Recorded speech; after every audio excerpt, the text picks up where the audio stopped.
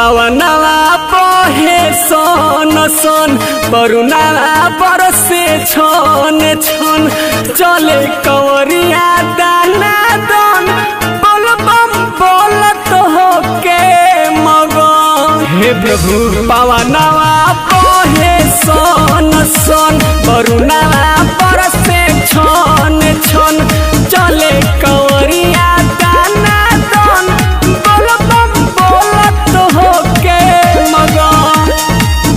गरजी बरसे हो देवघर में बैठल हमारा सैया हसे दर्शन अखिया तरफ से हो। देवघर में बैठल हमारा पियाला हसे दर्शन अखिया तरफ से हो।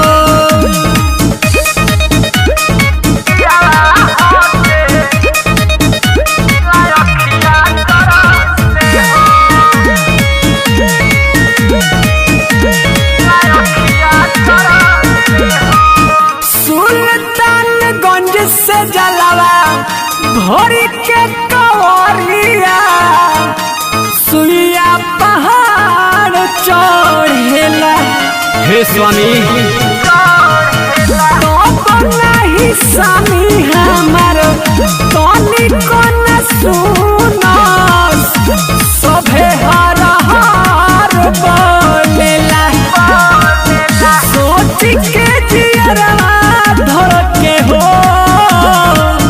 देवघर में बैठल हमारा सोइया हसे दर्शन अखिया तरफ से हो। देवघर में बैठल हमारा पियाला हसे दर्शन अखिया तरफ से हो।